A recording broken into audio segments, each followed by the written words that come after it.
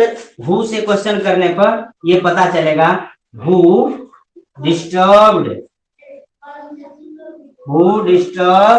This class, who disturb this class, इस class को किसने डिस्टर्ब किया, तो आंसर मिलेगा सोहन ने डिस्टर्ब किया। इस तरह से आप हु लगा करके आप सब्जेक्ट का पता कर सकते हो। मतलब हिंदी में बोलेंगे तो जिसके बारे में कुछ कहा जाए उसको क्या कहते हैं, सब्जेक्ट कहते हैं। जिसके बारे में कुछ कहा जाए उसको क्या कहते हैं, सब्जेक्ट कहते हैं। जो काम करता है उसको क्या कहते हैं, सब्जेक्ट कहते हैं। और उस सब्जेक्ट का पता लगाने के लिए इंग्लिश में हु से क्वेश्चन करते हैं। किससे क्वेश्चन करते हैं, हु से। किसी भी सेंटेंस में, जैसे यहां देखिए the Ramayana is an EPIC. EPIC means महाकाव्य। इपिक मीन्स क्या होता है, महाकाव्य। तो रामायण एक क्या है, महाकाव्य है। रामायण एक क्या है, महाकाव्य है। क्या भाई, ये महाकाव्य है। तो ये रामायण महाकाव्य है। अब इसमें आपको क्या सब्जेक्ट कौन है इस सेंटेंस का, सीरियस बात है कि किसके बारे में बात कर रहे हैं, रामायण के बारे में। तो रामायण के बारे में बात कर रहे हैं इसलिए रामायण हो गया कौन चीज, सब्जेक्ट। अब यहाँ पर कहेंगे सर हु से आप सिखा रहे हैं क्वेश्चन करने के लिए, हु से। तो हु का प्रयोग किसी व्यक्ति के लिए किया जाता है। हु का प्रयोग किसके लिए किया जाता है, किसी व्यक्ति के लिए किया जाता है। तो यहाँ पर कैसे क्वेश्चन करेंगे इसमें, Ramayana is an epic, Ramayana एक महाकाव्य है। ये पता कैसे करेंगे यहाँ पर कि इसमें सब्जेक्ट कौन है। हु से क्वेश्चन करेंगे, who is an epic. Which से करेंगे, which is an epic. What से करेंगे, what is an epic. Epic क्या है, एपिक व्हाट से करेंगे। याद रखिएगा जब व्हाट से करोगे तो गड़बड़ हो जाएगा। व्हिच से करेंगे, which is an epic. Epic कौन है तो क्या मिलेगा, रामायण। इसका मतलब सब्जेक्ट पता करने के लिए एक हु से क्वेश्चन करते हैं और दूसरा व्हिच से क्वेश्चन करते हैं। Which is an epic, Ramayana कौन है, यानी कि एपिक महाकाव्य कौन है, यहाँ हो गया रामायण है। तो उसके जगह पर महाभारत लिख दो, महाभारत ही यानी एपिक, महाभारत भी महाकाव्य है। तो महाकाव्य के तौर पर भारत में किसको जाना जाता है, रामायण को जाना जाता है। अच्छा रामायण को किसने लिखा, वेरी गुड। रामायण को किसने लिखा, वाल्मीकि ने लिखा।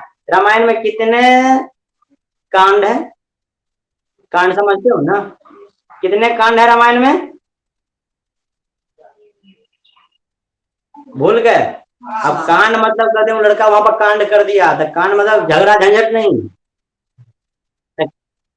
तो याद रखिएगा कांड का मतलब होता है पाठ। कांड का मतलब क्या होता है, पाठ। इसको अंग्रेजी में आप समझिए लेसन। रामायण में कितने लेसन है, 7। और सबसे बड़ा लेसन कौन है उसमें, सबसे बड़ा कांड कौन है, सुंदर कांड। सबसे बढ़िया कांड है सुंदर कांड, ठीक है। क्या बोले, 7 गो कौन नहीं, 7 गो कांड है। तो उस कांड को जो है ना लेसन कहते हैं। तो इसमें रामायण में उसके पाठ को लेसन कहा गया है, तो महाभारत में उसके पाठ को पर्व कहा गया है। तो कितने पर्व होते हैं, 18 पर्व होते हैं। उसमें भाग बना दिया है। महाभारत में 18 भाग है और रामायण में कितना भाग है, 7 भाग है। ये याद रखेंगे क्वेश्चन, ये एसएससी समय पूछा जाता है। एसएससी यूपीएससी बीपीएससी में ये क्वेश्चन पूछा जाएगा। हालांकि रामायण से रिलेटेड ढेर सारा क्वेश्चन जो पूछा जाता है, मैं उधर नहीं जाऊंगा, इधर आता हूँ।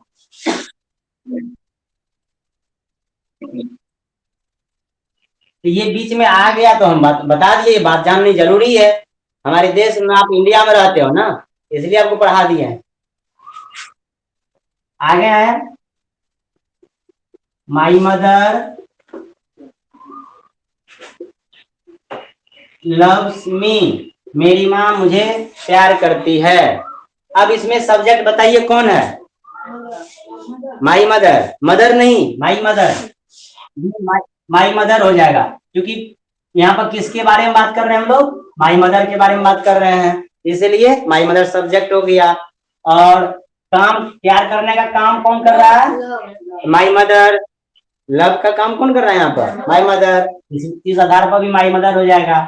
और हु से क्वेश्चन करेंगे, हु लव्स मी, मुझे कौन प्यार करता है, मुझे कौन प्यार करती है? तो माई मदर। तो यहाँ पर इस तरह से हु से जब क्वेश्चन करेंगे तो उसका आंसर हो जाएगा जो वही आपका सब्जेक्ट कहलाएगा। अर्थात हु से क्वेश्चन करने पर आपका सब्जेक्ट पता होता है। हु लव्स मी, मुझे कौन प्रेम करता है? तो my mother loves me. Clear हो गया? अर्थात हु और विच से आप सब्जेक्ट का पता लगा सकते हैं। तो हु का प्रयोग किसी व्यक्ति के लिए किया जाता है। हु का प्रयोग किसके लिए किया जाता है? किसी व्यक्ति के लिए किया जाता है। और विच का प्रयोग किसी वस्तु के लिए किया जाता है। विच का प्रयोग किसी वस्तु के लिए और किसी जानवर के लिए भी। एग्जाम्पल में जैसे देखिए, हम एक एग्जाम्पल कहाँ लिखेगा? अच्छा, यहाँ लिखेंगे, the dog barks at me, कुत्ता मुझ पर भौंकता है। भौंक, कुत्ता है मुझ पर क्या करता है? भौंकता है। भूखता नहीं है, भौंकता है। भौंकना नहीं जी, बात होता है। अब इसमें क्वेश्चन कैसे करोगे आप? इसमें सब्जेक्ट कौन है? The dog. ये तो आप एकदम दिमाग लगाते हैं, वर्ब के पहले है तो सब्जेक्ट है। लेकिन अब हु से क्वेश्चन करेंगे कि विच से करेंगे? Who barks at me, who barks at me, कौन मुझ पर भौंकता है? हु से नहीं कीजिएगा। जब हु से क्वेश्चन करेंगे तो लगता है कोनो आदमी भौंकता है, फालतू का भो भो भो भो करके। तो हु से नहीं करेंगे, विच से करेंगे।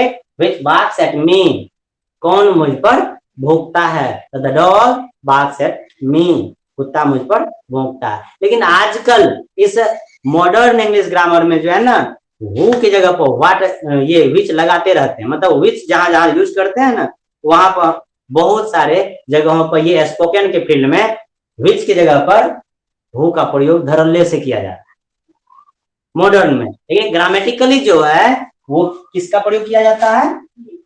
हु और विच।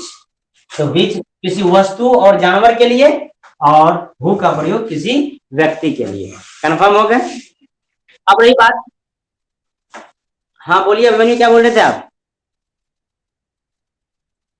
जी, और हु का प्रयोग किसी आदमी के लिए। अब रही बात कि किसी भी सेंटेंस में ऑब्जेक्ट का पता कैसे करेंगे?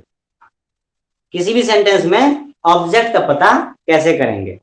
और जो चीज अभी आप पढ़ रहे हो, इस चीज को मैंने इंट्रोगेटिव प्रोनाउन पढ़ाते समय पीडीएफ में डाल के रखा है, दे रखा है कि आप उसमें पढ़ सकते हैं। इंट्रोगेटिव प्रोनाउन जब मैं पढ़ा रहा था तो उसमें भी मैं बताया था हु का प्रयोग किस लिए होता है, व्हाट का प्रयोग, विच का प्रयोग, होम का प्रयोग, हुज का प्रयोग, एक एक करके मैं वहां पर पूरे डिटेल से बता रखा है। तो उसको आप वहां पर जाकर के देख सकते हैं। यूट्यूब में भी आप पढ़ सकते हैं। वहां पर यूट्यूब में चैनल को आप सब्सक्राइब कर लोगे, लाइक कर लोगे, या नहीं तो सब्सक्राइब करने के बाद आप ऑल नोटिफिकेशन को क्लिक कर दोगे तो टोटल वीडियो आपको मिलता रहेगा। और जैसे पर डे यूट्यूब पर वीडियो अपलोड होगा तो आपको नोटिफिकेशन चला जाएगा। तो वहां से भी आप इन सारी चीजों को देख करके सीख सकते हैं। और हाँ होगा, नोटिफिकेशन ऑन होता है। आप होता है, पहले नहीं हो रहा था, अब होता है। ठीक है, तो यूट्यूब पर जो है ना, आप सर्च कर लोगे CCQ डाल करके, CCQ मधेपुरा, CCQ मधेपुरा जैसे डालोगे तो ये हाँ ऑटोमेटिक वहां पर आपको दिखने लगेगा। तो चलिए हम लोग हु से सीख गए। उसके बाद आगे देखते हैं ऑब्जेक्ट का पता कैसे करते हैं। ऑब्जेक्ट का पता करने के लिए आप व्हाट और होम का प्रयोग करोगे। ऑब्जेक्ट का पता करने के लिए आप व्हाट और होम का प्रयोग करोगे। फॉर एग्जाम्पल, उदाहरण के तौर पर हम लोग देखते हैं यहाँ पर Sohan disturbed this class. Sohan इस क्लास को क्या किया? डिस्टर्ब किया। अब इस सेंटेंस में ऑब्जेक्ट कौन है? इस सेंटेंस में ऑब्जेक्ट कौन है? कोई आपसे पूछेंगे कि बेटा ऑब्जेक्ट बता। इसमें सब्जेक्ट तो बता दिया, सोहन है क्या? सब्जेक्ट। कैसे? तो हु से क्वेश्चन कर लिया तो सोहन सब्जेक्ट हो गया। ये तो सब्जेक्ट हो गया बेटा। ठीक है, अब डिस्टर्ब ये वर्ब हो गया, ये वर्ब हो गया। क्या हुआ? ये वर्ब हो गया। अब ये दिस क्लास क्या होगा? ऑब्जेक्ट होगा, लेकिन मैं कह रहा हूं कि ये ऑब्जेक्ट नहीं होगा, मैं कह रहा हूं कि ऑब्जेक्ट नहीं होगा, you will have to prove it, आपको साबित करना होगा ना कि नहीं सर यही ऑब्जेक्ट है, मुझे समझाना होगा, यहां से देखिए इस तरह से ये ऑब्जेक्ट है, वो बातें जाननी है कि क्यों ऑब्जेक्ट है। किसी भी चीज को सही तरीके से जानने के लिए उसमें ये पता कीजिए, क्वेश्चन कीजिए हमेशा कि क्यों है और कैसे है, क्या है तो ऑब्जेक्ट है, तो कैसे है और क्यों है, वो चीज अगर जानकारी आपको मिल जाएंगी तो समझिए आपकी जानकारी परफेक्ट है, और नहीं तो हम बता दिए हाँ ये है तो जी सर, जी सर हाँ ठीक है, तो ऐसे नहीं मानना है। हाँ कुछ जगह ऐसी चीजें होती है जहां पर हमें मान लेनी पड़ती है, तो वहां पर मान लेते हैं क्योंकि वहां पर कोई लॉजिक काम नहीं करता है, तो यहाँ जानेंगे कि ये क्यों है, प्रूव इट, साबित करें। तो ये बात मैंने पहले पढ़ाया था, नाउन पढ़ा रहा था तब भी और प्रोनाउन पढ़ा था तब भी, कि किसी भी वर्ब का ऑब्जेक्ट जो है कोई नाउन या प्रोनाउन बनता है, कोई नाउन या प्रोनाउन बनता है। तो ये रहा आपका डिस्टर्ब वर्ब रहा। अब देखिए क्लास नाउन है, क्लास कलेक्टिव नाउन है, क्लास क्या है कलेक्टिव नाउन है, वैसे काउंटेबल नाउन भी है, क्लियर। तो ये है कैसे ये ऑब्जेक्ट, तो ऑब्जेक्ट का मतलब होता है उस पर वर्ब का इफेक्ट पड़े, उस पर वर्ब का इफेक्ट पड़े, कि डिस्टर्ब परेशान किया, अवरोध किया, तो किसको किया, इसका असर किसको पड़ रहा है भाई, अवरोध किया डिस्टर्ब किया तो किसको किया, इसका असर सोहन पर पड़ रहा है कि इस पर पड़ रहा है, सोहन तो काम कर रहा है, डिस्टर्ब किया तो किसको किया, क्लास को किया, तो इस डिस्टर्ब का असर क्लास पर पड़ा, इसलिए किस क्लास पर, इस क्लास पर पड़ा ना, इसलिए ये दिस क्लास हो जाएगा इसका ऑब्जेक्ट। ये याद रखेंगे बढ़िया से, इसको सीख के रखेंगे, ये आपको काम देगा काम वॉइस में, टेंस में। तो वर्ब का जिस पर असर पड़े उसी को क्या कहते हैं हम लोग, ऑब्जेक्ट कहते हैं, जिसको हम लोग कहते हैं कर्म का फल जिस पर पड़े उसको क्या कहते हैं कर्म, ये सॉरी क्रिया का फल जिस पर पड़े उसको कर्म कहते हैं, ऑब्जेक्ट कहते हैं, वही बात यहाँ है। अब एक तो ये बात है कि डिस्टर्ब का असर इस क्लास पर पड़ा, इस आधार पर ये क्या हो गया, ऑब्जेक्ट हो गया। इसको आप नॉर्मली याद रखोगे कि वर्ब का इफेक्ट जिस पर पड़े वही क्या कहलाता है, ऑब्जेक्ट कहलाता है। ये तो आप अंडरस्टैंडिंग है आपका, ये कॉमन सेंस हो गया आपका। लेकिन ऐसा कौन सा वर्ड है जिस वर्ड से ये बातें हमें जानकारी मिलेंगी कि नहीं वाकई में ये ऑब्जेक्ट है, तो उसके लिए क्वेश्चन आता है व्हाट और होम, व्हाट और होम। क्योंकि व्हाट और होम इसलिए बोल रहे हैं कि ऑब्जेक्ट 5 प्रकार के होते हैं, ऑब्जेक्ट 5 प्रकार के होते हैं, इन उन 5 प्रकार में ऑब्जेक्ट को मुख्यतया 2 प्रकार माना गया है, एक डायरेक्ट ऑब्जेक्ट और एक इनडायरेक्ट ऑब्जेक्ट। तो जब 2 प्रकार का ऑब्जेक्ट होता है डायरेक्ट और इनडायरेक्ट, इसका मतलब 2 तरीके से उसका पता भी तो करेंगे, 2 तरीके से क्या करेंगे, पता भी करेंगे। इसलिए व्हाट और होम से क्वेश्चन करने पर जो रिप्लाई मिलेगा वही रिप्लाई आपका क्या बनेगा, ऑब्जेक्ट बनेगा, ये याद रखेंगे। व्हाट और होम से WHM होम से क्वेश्चन करने पर जो रिप्लाई मिल जाएगा वही रिप्लाई क्या कहलाएगा, ऑब्जेक्ट कहलाएगा। चलिए हम व्हाट से क्वेश्चन करते हैं इसको, व्हाट व्हाट से करेंगे, होम से व्हाट से। तो व्हाट आप क्या लगाए, आप देखिए व्हाट डिस्टर्ब नहीं, व्हाट से जब क्वेश्चन करेंगे तो उसके बगल में ऑक्सिलरी वर्ब लगेगा, what did, what did Sohan disturb, what did Sohan disturb. तो Sohan, what did Sohan disturb, Sohan ने क्या डिस्टर्ब किया भाई, सोहन क्या डिस्टर्ब किया। अब रिप्लाई में क्या दोगे आप लोग, this class, this class, Sohan इस क्लास को डिस्टर्ब किया, तो दिस क्लास क्या हो गया इस सेंटेंस का, ऑब्जेक्ट हो गया। क्लियर हुआ, क्या बोले, हाँ आप उसको जब यहाँ आदमी रहता, आदमी का नाम रहता तो किसको कहते, मैंने तो पहले ही बता दिया ना कि व्हाट और होम से क्वेश्चन करने पर उसका जो रिप्लाई मिलेगा वो रिप्लाई क्या कहलाएगा, ऑब्जेक्ट कहलाएगा। हाँ, आप कहोगे, कह सकते हो सोहन किसे डिस्टर्ब किया, इस क्लास को डिस्टर्ब किया, तो होम डिड सोहन डिस्टर्ब। लेकिन होम का प्रयोग जो है वस्तु के लिए नहीं होकर के किसी व्यक्ति के लिए किया जाता है। अभी पहला एग्जांपल जैसे देखते हैं, सीता लव्स मीरा। सीता मीरा से प्रेम करती है, सीता मीरा से प्रेम करती है। अब इसमें कौन प्रेम करती है, सीता। हु लव्स मीरा, मीरा को कौन प्रेम करती है, सीता। तो ये सीता हो गया सब्जेक्ट और ये लव्स हो गया वर्ब, वर्ब हो गया, लव्स हो गया वर्ब। अब इस लव का असर किस पर पड़ रहा है भाई, तो डायरेक्टली आप लोग देख रहे हैं कि वर्ब का असर इधर नहीं जाएगा, एकदम सिंपल, एकदम दिमाग लगाइए फ्री में। तो भागवे तो पीछा भागवे, पुलिस आवे से पीछे से, तो भागवे कोने भागवे, आगू की पीछू, आगा। हाँ आगा, यही आगा भाग ले, मैंने आगे भागा तो लब का असर आगे भागा, तो आगा कौन है, मीरा। मीरे पकड़ा गई तो मीरा से प्रेम हो गया। किसको, तो सीता को। सीता पीछा से पुलिस बन के खदेड़ रही थी, सीता पीछे से पुलिस बन के खदेड़ रही थी, लब भागे जा रहा था, तो कौन पकड़ा गया आगे में लब को, मीरा। तो मीरा हो गई कौन चीज, ऑब्जेक्ट। मीरा हो गई कौन चीज, अर्थात वर्ब का असर हमेशा आगे रहेगा, पीछे नहीं। किधर रहेगा, आगे रहेगा जनरल सेंटेंस में, तो इसका असर आगे रहेगा। आगे जो कोई नाउन आएगा वही नाउन उस वर्ब का क्या बन जाएगा, ऑब्जेक्ट बन जाएगा। याद रखिएगा, आगे जो कोई नाउन या प्रोनाउन रहेगा, जैसे यहाँ मीरा की जगह पर यहाँ हम कर दें हिम, सीता लव्स हिम, तो हिम ये प्रोनाउन हो गया ना, तो अब इसका लव्स का असर कहाँ पहुंच गया, हिम के पास पहुंच गया ना, तब भी हिम क्या हो गया, ऑब्जेक्ट हो गया। मतलब एक काम नहीं करेंगे दूसरा दिमाग अप्लाई कर देंगे। एक तो असर कर रहा है, असर नहीं समझे अब किधर असर किया, तो सीधे कहेंगे आगे असर किया। कहाँ असर किया, आगे किया, तो आगे इधर मीरा या हिम आ रहा है, इसी को होगा, तो ये हो गया।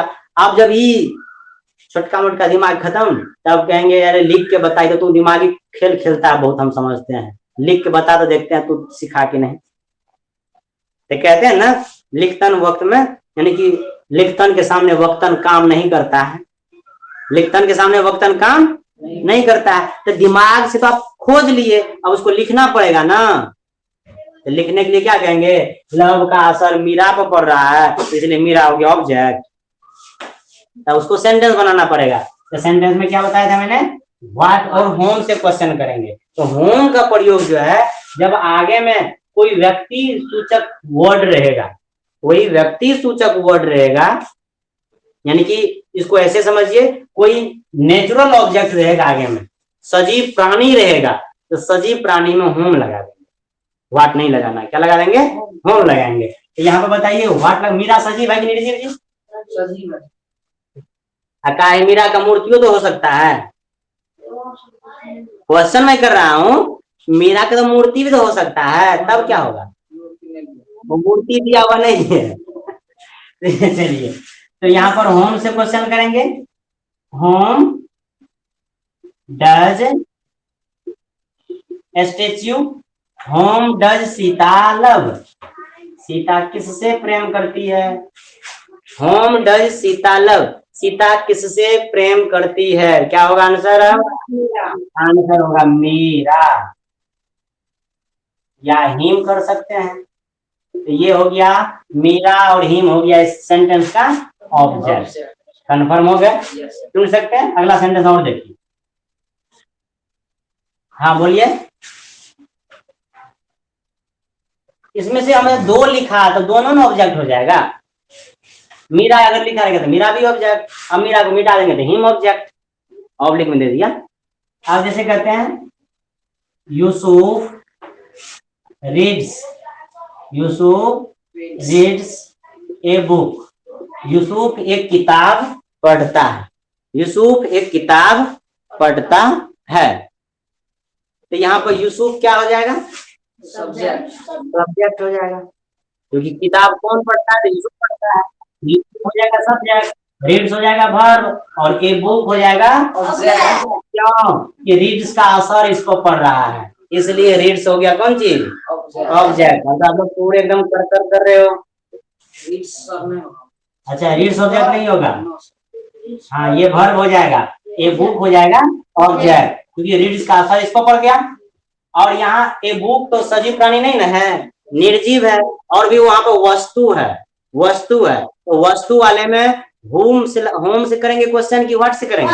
व्हाट से जाएंगे। तो यहाँ व्हाट हो जाएगा, what does Yusuf read.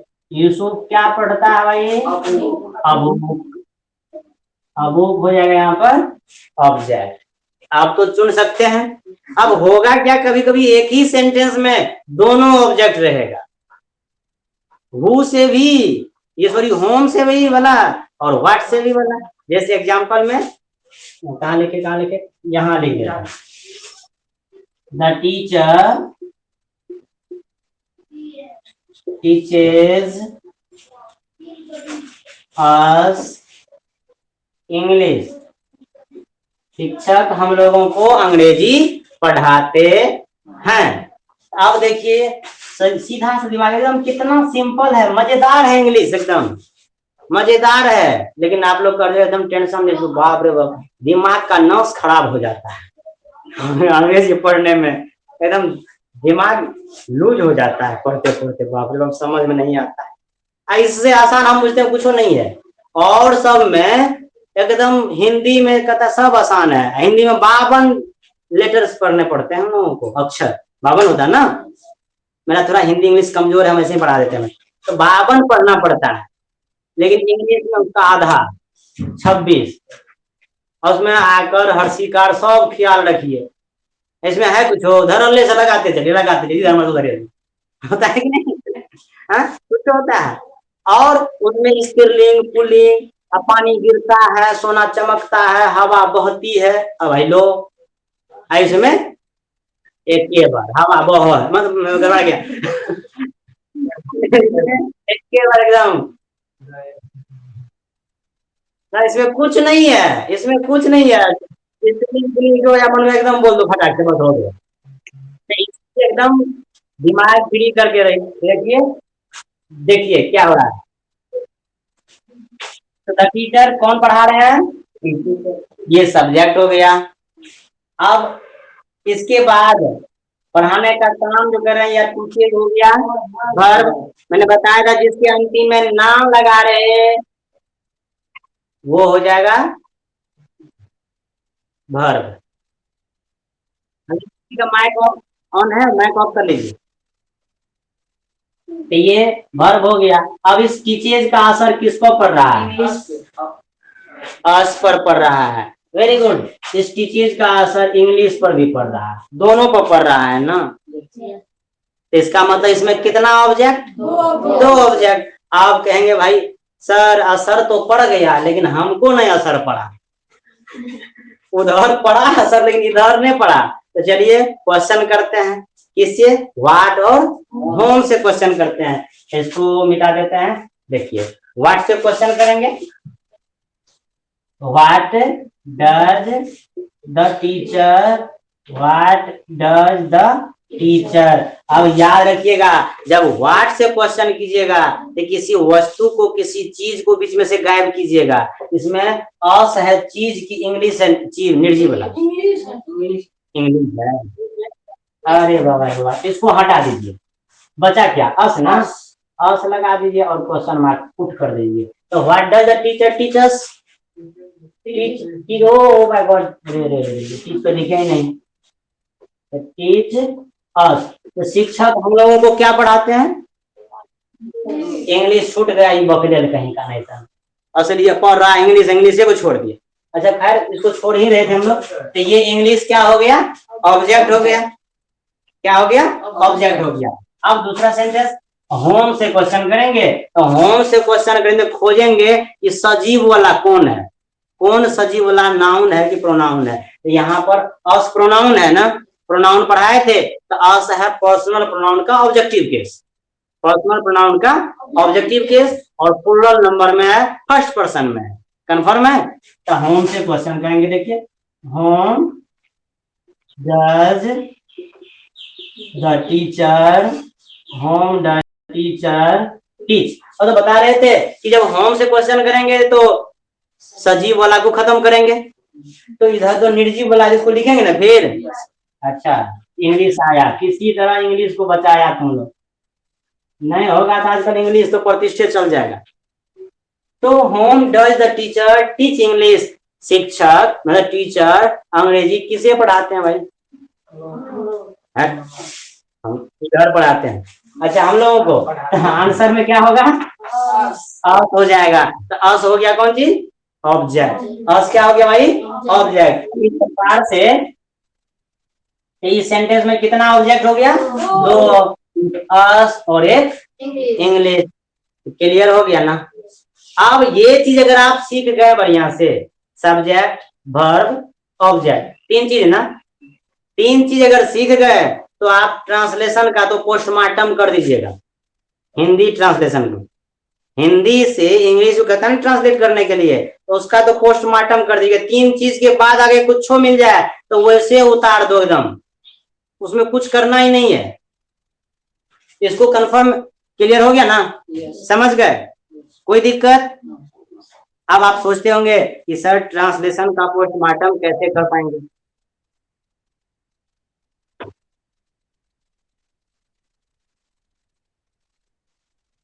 Yusuf reads a book, Yusuf एक किताब पढ़ता है। अ बुक एक निर्जीव है। देखिए स्पीकर ऑफ कर लीजिए। तो Yusuf reads a book, Yusuf एक किताब पढ़ता है। अब क्वेश्चन करना, यहाँ ऐसे भी हम लोग देखेंगे कि रीड्स वर्ब है, किताब कौन पढ़ता है? तो यूसुफ पढ़ता है, सब्जेक्ट हो गया। अब करता क्या है? यूसुफ पढ़ता है। तो पढ़ता है तो पढ़ना में, पढ़ता में ना लगा देंगे तो पढ़ना हो जाएगा ना, तो जिसमें ना लगा तो ये भी वर्ब हो गया, सब्जेक्ट वर्ब। अब बाकी बात आगे, अब बुक क्या है? तो इस रीड्स का असर किसको पड़ रहा है? अब बुक पर, इसलिए ये ऑब्जेक्ट हो गया। अब रही बात दूसरे तरीके से कि अब बुक यहाँ पे निर्जीव है, तो व्हाट से क्वेश्चन करेंगे? होम से। व्हाट से? तो व्हाट डज यूसुफ रीड, कि यूसुफ क्या पढ़ता है? तो क्या का आंसर आ गया? A book. अ बुक हो गया इसका ऑब्जेक्ट। क्लियर हो गया? ये हो गया आपका ऑब्जेक्ट। अब रही बात आगे कि किसी भी ट्रांसलेशन को आप कैसे बना पाओगे, कैसे बना पाओगे? तो वो आप लोग जितना ट्रांसलेशन करोगे सारे ट्रांसलेशन का जवाब मैं दूंगा। मैं बड़ा बड़ा ऑफिसर भी आजकल कोरोना का रोड पर घूमता है। अरे तुम तुम्हारा बाप भी कोरोना में मेरा कुछ नहीं बिगाड़ पाएगा। तो तुम जितना ट्रांसलेशन पूछना, सब ट्रांसलेशन बस इसी सब्जेक्ट वर्ब ऑब्जेक्ट पर होगा। वो जो सुनते रहते हैं आजकल, जो है ना, कुछ सर आते हैं बस दो चार पढ़ा देते हैं, कहते हैं देख देख देख ये ट्रांसलेशन बड़का बड़का पढ़ाते हैं कोई। तो देखिए उस ट्रांसलेशन में कुछ नहीं है, वही सब पढ़ाते हैं। तो ऐसे ट्रांसलेशन भी आप आराम से बना सकते हो। वही कहते हैं ना कि छब्बू के छप्पर पर छह चुचुंदर 6 दिन से छाछी में छुछुआता रहा है। इस समय कुछ नहीं है, मैं आपको एक एक करके बताऊंगा। आगे उधर से कह रहे हैं कि लिसिया की बेटी बिछिया पचगछिया में गछिया नीचे बसिया चलाती रही है, और उसमें और जोड़ दो, लिसिया की बेटी बिछिया पचगछिया में 26 दिन से बसिया चलाती रही है। और उसके बाद सतीश ने सिसवनी में सिसकते हुए सांप को देखकर शीशम के सटका से 7 बार सटा दिया। हरी हरी बाबू हरकुलस साइकिल से हावड़ा ब्रिज पर हबड़ा कर गिर गया। सब ट्रांसलेशन हो जाएगा बस। ठीक है, क्या बोल रहे हैं? नहीं नहीं, कुछ थोड़ी दिमाग में नहीं होगा, एकदम दिमाग जगह पर रहेगा। मैं एक एक करके आपको बताऊंगा, एक एक करके बताऊंगा। मैं एक एक करके बताऊंगा। चलिए, तो आज तो ये सब्जेक्ट ऑब्जेक्ट वर्ब सीखा। पहले आप लोग ट्रांजिटिव वर्ब को लिख लो, फिर आगे तुरंत एकदम सेम टू सेम मिल जाएगा। लिखते हैं transitive verb.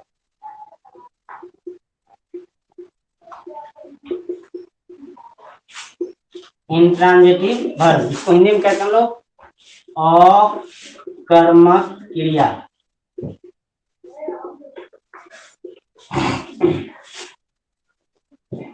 The principal verb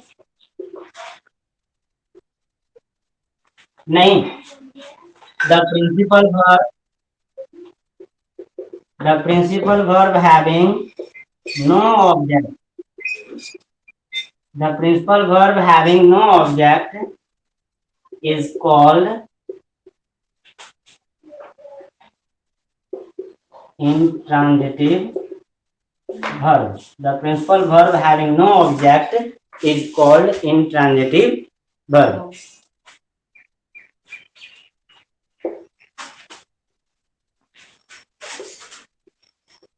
वह प्रिंसिपल वर्ब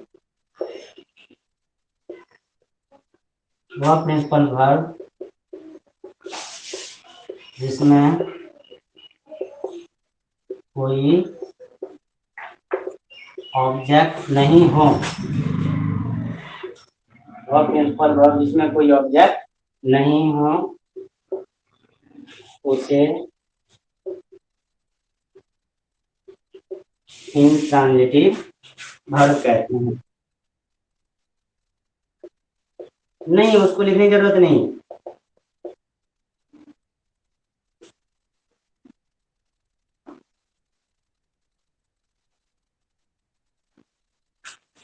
अच्छा, टूट गया है, ठीक है। INTRAN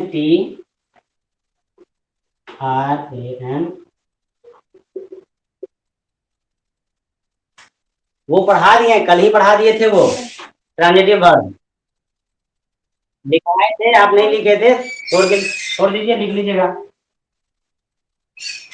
having no object is called intransitive verb, कि वह प्रिंसिपल वर्ब जिसमें कोई ऑब्जेक्ट नहीं हो उसे इंट्रांजिटिव वर्ब कहते हैं। एग्जांपल में सी वीप्स, वह रोती है। अब देखिए, इसमें आगे कोई ऑब्जेक्ट है, इसका असर किसी पर पड़ रहा है? नहीं पड़ रहा है, तो भाई इसमें ये कोई ऑब्जेक्ट नहीं है, तो ये वीप्स हो जाएगा इंट्रांजिटिव वर्ब। कौन सा वर्ब हो जाएगा? Intransitive verb.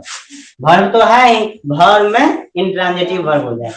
दूसरा है यू लाफ, आप हंसते हो। आगे हम थोड़ा सा वर्ड लिख देते हैं ताकि आप लोग कंफ्यूजन में रहेंगे और पता भी कर पाएंगे कि है कि नहीं है। यू लाफ लाउडली, आप जोर से हंसते हो, आप जोर से हंसते हो। तो आप क्या करते हो भाई? हंसते हो, जोर से हंसते हो। इस लाफ का असर किस पर पड़ रहा है? लाउडली पर पड़ रहा है? नहीं पड़ रहा है, लाउडली पर नहीं पड़ रहा है। लाफ का असर पड़ ही नहीं रहा है। यू लाफ, आप हंस रहे हो, ठहाका लगा के हंस रहे कर रहे हो, तो उसका असर कहाँ पड़ रहा है? आगे में कोई नाउन और प्रोनाउन नहीं ना है, असर पड़ेगा किसी नाउन या प्रोनाउन पर, किसी नाउन या प्रोनाउन पर। तो आगे कोई नाउन और प्रोनाउन नहीं है, इसलिए ये सेंटेंस में लाफ हो जाएगा इंट्रांजिटिव वर्ब। जैसे अगला सेंटेंस देखिए, द बर्ड्स फ्लाई, चिड़िया उड़ती है। तब इसमें भी कोई ऑब्जेक्ट नहीं है, इसलिए फ्लाई वर्ड क्या हो जाएगा? इंट्रांजिटिव वर्ब हो जाएगा, क्योंकि इसके बाद कोई ऑब्जेक्ट नहीं है। अगर हम कुछ देर के लिए ऑब्जेक्ट लिख दें, कोई सेंटेंस लिख दें, जैसे यहाँ हम देते हैं, थोड़ा सा और वर्ड जोड़ देते हैं, इन the sky, in the sky, the birds fly in the sky, चिड़िया आकाश में उड़ती है। चिड़िया आकाश में क्या कर रही है? उड़ती है। या the birds are flying in the sky, चिड़िया आकाश में उड़ रही है, क्योंकि इसके बाद कोई ऑब्जेक्ट नहीं है, क्योंकि आगे इसके जस्ट बगल में कोई नाउन नहीं है या कोई प्रोनाउन नहीं है। ये याद रखिएगा, वर्ब के जस्ट बगल में अगर कोई नाउन या प्रोनाउन नहीं है तो ऑब्जेक्ट नहीं है उस वर्ब को। लेकिन हाँ, ये प्रीपोजिशन है, प्रीपोजिशन है। प्रीपोजिशन के बाद देखो आप, स्काई नाउन आ गया, प्रीपोजिशन के बाद आगे क्या आ गया? नाउन आ गया स्काई। तो इस सेंटेंस में प्रीपोजिशन इन का क्या है? ऑब्जेक्ट है, न कि इस वर्ब का ऑब्जेक्ट है। क्लियर हो गया? अगला सेंटेंस है, शीला अराइव्स, बर्ड्स फ्लाई, चिड़िया उड़ती है। लेकिन इसके आगे नाउन है?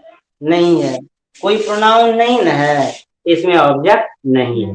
लेकिन इसके जस्ट बगल में प्रीपोजिशन है, तो इसका असर तो पड़ेगा प्रीपोजिशन पर। कुछ देर के लिए आप कहोगे सर पहले पढ़ाए थे कि बगल में जो है उस पर असर पड़ेगा, मैं मान लेता हूँ वो बात, लेकिन इन तो ऑब्जेक्ट बनेगा नहीं, इन ऑब्जेक्ट, क्योंकि उधर पढ़ाए थे ऑब्जेक्ट बनेगा कोई नाउन या प्रोनाउन या उसके अलावा कोई उसका पोजीशन लेगा तब बनेगा। इस रूप में इन प्रीपोजिशन ऑब्जेक्ट नहीं है। क्लियर हो गया। लेकिन इन के बाद आगे नाउन है, तो इसके बाद नाउन है, तो ये इसका किसका ऑब्जेक्ट बनेगा? इन प्रीपोजिशन का ऑब्जेक्ट बनेगा, न कि वर्ब का। Concept clear. चलिए आगे देखते हैं। शीला अराइव्स, शीला पहुंचती है, या इसको अराइव्ड कर दें, शीला अराइव्ड, शीला पहुंची। अब उसके आगे कुछ है ये नहीं है, नहीं है, तो ये अराइव्ड वर्ब क्या हो जाएगा? इन ट्रांजिटिव वर्ब कहलाएगा। अब आगे देखिए, दे जंप, दे जंप, वे लोग कूदते हैं। क्या करते हैं? कूदते हैं। तो कूदते हैं तो भाई इसके आगे कुछ है? नहीं है, मतलब नहीं है ना, तो नहीं है, तो ये जंप क्या हो जाएगा? Intransitive verb. और सीधी सी बात है कि जिस वर्ब को ऑब्जेक्ट की जरूरत नहीं पड़े, ये याद रखेंगे, माइंड में कंसेप्ट बनाइए कि जिस वर्ब को ऑब्जेक्ट की जरूरत नहीं पड़े वही वर्ब क्या कहलाता है? इंट्रांजिटिव वर्ब कहलाता है। कंफर्म हो गए? जिस वर्ब को माइक ऑफ रखेंगे, जिस वर्ब को ऑब्जेक्ट की जरूरत नहीं पड़े उसे इंट्रांजिटिव वर्ब कहते हैं। अब आपको कि सर जरूरत अगर लगा देंगे तब भी उसको जरूरत नहीं पड़ेगी। जैसे सी वीप्स, वह रोती है, अब इसमें ऑब्जेक्ट देने की कोई जरूरत नहीं है, कोई जरूरत नहीं है, इसलिए वीप वर्ब जो है हमेशा, वीप वर्ब हमेशा क्या बना रहेगा?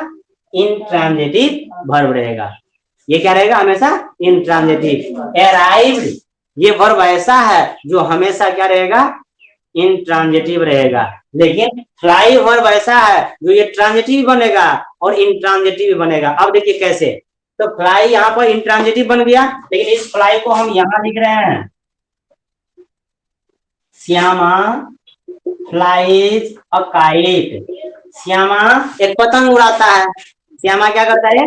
पतंग उड़ाता है। तब ये पतंग जो उड़ाता है, तो श्यामा हो गया सब्जेक्ट, फ्लाइज हो गया वर्ब। अब इस फ्लाइज के बाद आगे देखो नाउन आ रहा है, जैसे वर्ब के बाद नाउन आएगा तो ऑब्जेक्ट बनेगा। और व्हाट से क्वेश्चन भी करेंगे, what does Shyama fly, Shyama क्या उड़ाता है? फ्लाइट उड़ाता है, मतलब पतंग उड़ाता है। यहाँ ये फ्लाई देखिए बन गया ट्रांजिटिव वर्ब, लेकिन यहाँ बन गया इंट्रांजिटिव वर्ब। तो ये फ्लाई वर्ब ऐसा वर्ब है इसको ऑब्जेक्ट की जरूरत भी पड़ती है और बीच में नहीं भी पड़ती है। इस प्रकार कभी कभी पेट भरल रहता है, पूरा पूरा पेट भरे, मम्मी कहती है खा लेना रे, ना नहीं हो है मन अग्रयाल छो, कहते कि नहीं? तो उस दिन नहीं खाते हो तो उस दिन खाना की जरूरत नहीं है। जब खाना की जरूरत नहीं पड़ेगी तो इंट्रांजिटिव, और जिस दिन खाना की जरूरत पड़ गई तो ट्रांजिटिव हो गया ना। तो कभी कभी कहते मम्मी बेटा खा लो ना, ना मम्मी हम ना खाओ, अरे खा लेना थोड़ा सा, मम्मी हम कह लो ना तोरा हम ना खाओ, मन तो गोगराल लगे छो। तो बोलते मन गोगराल लगे जो तो नहीं खाते हो, तो नहीं खाए तो ये हो गया कौन चीज? इंट्रांजिटिव। खा लिए तो मतलब सीधी सी बात है, जरूरत पड़े ऑब्जेक्ट का, नाउन प्रोनाउन का जरूरत है तो ट्रांजिटिव, नहीं है तो इंट्रांजिटिव। बात खत्म, कोई दिक्कत? अब व्हाट यानी कि व्हाट और होम से ऑब्जेक्ट का पता लगाया जाता है, हु से सब्जेक्ट का पता लगाया जाता है। क्लियर है? हु से माइक्रो मोबाइल